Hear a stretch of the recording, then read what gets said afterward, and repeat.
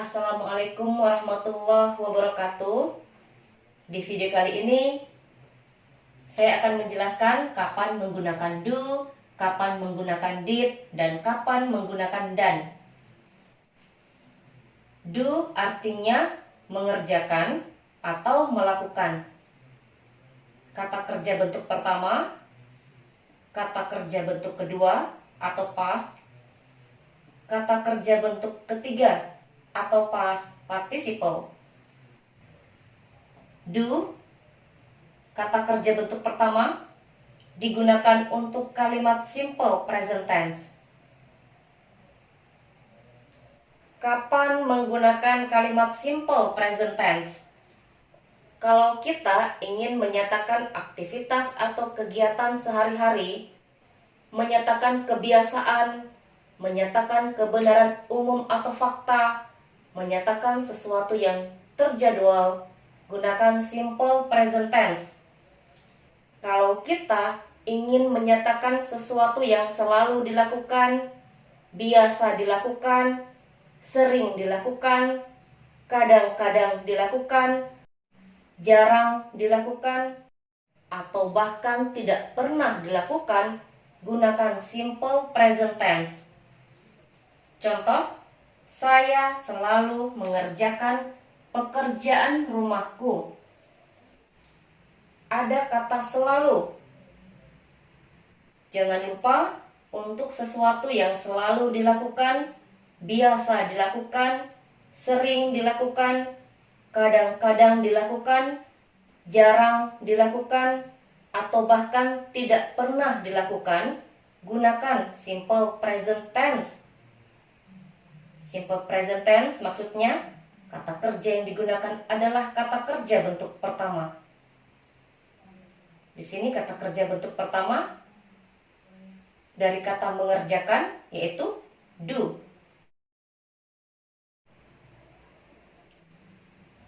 Saya, bahasa Inggrisnya I, selalu, always, mengerjakan. Do, kita gunakan kata kerja bentuk pertama. Pekerjaan rumahku, my homework. I always do my homework. Saya selalu mengerjakan pekerjaan rumahku. Untuk kalimat simple present, setelah kata kerja ada penambahan s atau es. Penambahan s atau es tergantung subjek. Kalau subjeknya dia bahasa Inggrisnya he atau she. He digunakan untuk kata ganti satu orang laki-laki. Kalau yang diceritakan seorang laki-laki, untuk kata dia gunakan he. She digunakan untuk kata ganti satu orang perempuan. Kalau yang diceritakan seorang perempuan, gunakan she untuk kata dia.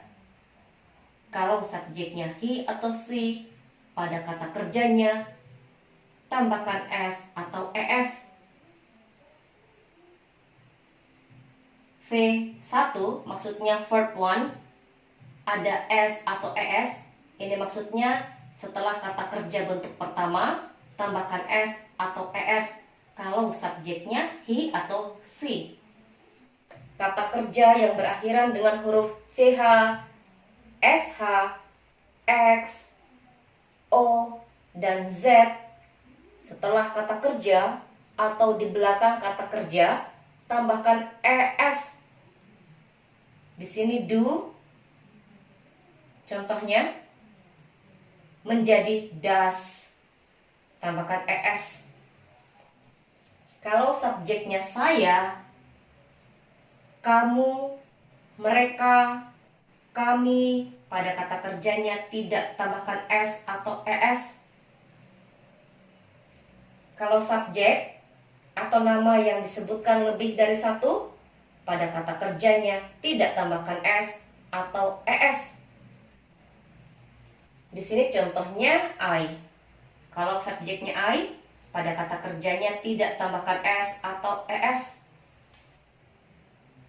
Kalau di sini subjeknya saya ganti menjadi dia, pada kata kerjanya ditambahkan s atau es, dia bahasa Inggrisnya he atau she. Kalau yang diceritakan seorang laki-laki, gunakan he untuk kata dia.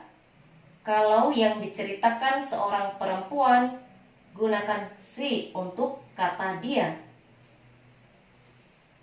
Di sini saya ambil contoh yang diceritakan seorang perempuan. Kalau yang diceritakan seorang perempuan, untuk kata dia, gunakan she. Kalau subjeknya she, pada kata kerjanya tambahkan s atau es. Untuk kata mengerjakan bahasa Inggrisnya do. Kalau kata kerja berakhiran dengan huruf ch, sh, o, x, z, pada kata kerjanya ditambahkan es. Do menjadi does. Contohnya, she always does her homework. Dia selalu mengerjakan pekerjaan rumahnya. Kalau di sini subjeknya saya ganti dengan menggunakan nama, contohnya nama Nita. Kalau subjek atau nama yang disebutkan hanya satu, pada kata kerjanya ditambahkan s atau es. Di sini kata kerjanya berakhiran dengan huruf o. Pada kata kerjanya ditambahkan es. Contoh, Nita selalu mengerjakan pekerjaan rumahnya. Nita always does her homework. Untuk kata mengerjakan, gunakan do. Setelah do ditambahkan es menjadi does. Do menjadi does. Kenapa menjadi does? Karena subjeknya dia. Kalau subjeknya dia, setelah kata kerja tambahkan s atau es. Karena di sini kata kerjanya berakhiran dengan huruf o, pada kata kerjanya ditambahkan es. Do menjadi does. Berikutnya past tense. Subjek plus verb to. Ini maksudnya setelah subjek kata kerja bentuk kedua. Kata kerja bentuk kedua atau past ini yang digunakan untuk membuat kalimat past tense. Kapan menggunakan past tense? Kalau kita ingin menyatakan kapan aktivitas atau kegiatan atau kejadian dilakukan atau terjadi, gunakan past tense. Kalimat past tense biasanya membutuhkan keterangan waktu. Di sini contoh keterangan waktu dalam bentuk lampau, yaitu yesterday, kemarin. Contoh kalimat past tense, saya mengerjakan pekerjaan rumahku kemarin. Ada kata kemarin. Ini berarti kalimat ini kalimat past. Karena ini kalimat past, untuk kata mengerjakan kita gunakan did. Kata kerja bentuk kedua atau past ini yang digunakan untuk membuat kalimat past tense, bukan menggunakan do. Kenapa menggunakan did bukan menggunakan do? Karena kalimat ini adalah kalimat past tense. Dari mana kita tahu kalau ini kalimat past tense? Kita lihat di sini ada keterangan waktu yesterday, kemarin. Ini berarti bentuk past atau bentuk lampau. Keterangan waktu dalam bentuk lampau contohnya yesterday, last week, last month, last year, dan lain-lain. Kalian bisa pelajari yang termasuk keterangan waktu dalam bentuk lampau. Bentuk lampau maksudnya sudah lewat atau sudah berlalu. Karena ini kalimat past, maka gunakan did untuk kata mengerjakan. I did my homework yesterday. Saya mengerjakan pekerjaan rumahku kemarin. Jadi, kalau kita ingin menyatakan kapan aktivitas atau kegiatan dilakukan, gunakan past tense. Berikutnya, present perfect. Kapan kita menggunakan kalimat present perfect? Kalau kita ingin menyatakan sesuatu yang sudah atau belum dilakukan atau terjadi, gunakan present perfect. Untuk membuat kalimat present perfect, untuk kata sudah, kita gunakan has atau have. Has digunakan ketika subjeknya dia. Dia, bahasa Inggrisnya he atau she. Kalau subjek atau nama yang disebutkan hanya satu, gunakan has untuk kata sudah. Contoh kalimat present perfect. Saya sudah mengerjakan pekerjaan rumahku. Jangan lupa untuk menyatakan sesuatu yang sudah dilakukan, gunakan kalimat present perfect. Kalimat present perfect menggunakan kata kerja bentuk ketiga.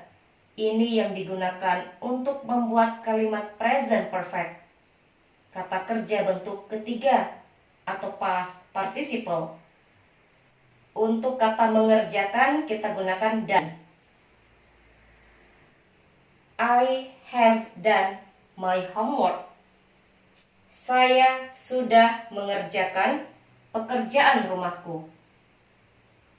Di sini menggunakan have untuk kata sudah karena subjeknya I. Kalau subjeknya I, they, we, you, gunakan have untuk kata sudah. Kalau subjeknya menggunakan nama, kalau nama yang disebutkan lebih dari satu, gunakan have untuk kata sudah. Untuk kata mengerjakan, kita gunakan done. Kata kerja bentuk ketiga atau past participle. Kenapa menggunakan done? Bukan menggunakan did, bukan menggunakan do. Karena kalimat ini kalimat present perfect. Dari mana kita mengetahui kalau kalimat ini kalimat present perfect? Karena ada kata sudah di kalimat ini. Untuk sesuatu yang sudah dilakukan, gunakan present perfect. Kalau di sini subjeknya saya ganti menjadi dia, untuk kata sudah kita tidak menggunakan have, tapi kita menggunakan has. Kalau subjeknya dia bahasa Inggrisnya he atau she. Kalau yang kita ceritakan seorang laki-laki, gunakan he untuk kata dia. Kalau yang kita ceritakan seorang perempuan, gunakan she untuk kata dia. Kalau subjeknya he atau she, gunakan has untuk kata sudah. Contoh, dia sudah mengerjakan pekerjaan rumahnya. Dia, di sini saya ambil contoh he. Kalau yang diceritakan seorang laki-laki, gunakan he untuk kata dia. Kalau subjeknya dia, gunakan has untuk kata sudah. He has done his homework. Dia sudah mengerjakan pekerjaan rumahnya.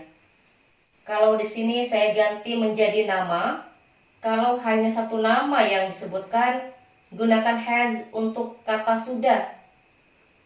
Di sini subjeknya saya ganti menjadi Budi. Budi sudah mengerjakan pekerjaan rumahnya. Budi has done his homework. Kalimat present perfect tidak membutuhkan keterangan waktu dalam bentuk past. Contoh keterangan waktu dalam bentuk past: yesterday, kemarin; last week, minggu lalu; last month, bulan lalu; last year, tahun lalu, dan lain-lain. Di kalimat present perfect kita tidak membutuhkan keterangan waktu. Di sini yang terpenting adalah hasilnya, bahwa dia sudah mengerjakan pekerjaan rumahnya. Sekian penjelasan tentang penggunaan do, did, dan, kapan menggunakan do, kapan menggunakan did, kapan menggunakan dan. Saya harap bisa dimengerti dan bisa dipahami. Jika video ini bermanfaat, silakan bagikan atau share videonya. Saya akhiri. Assalamualaikum warahmatullahi wabarakatuh.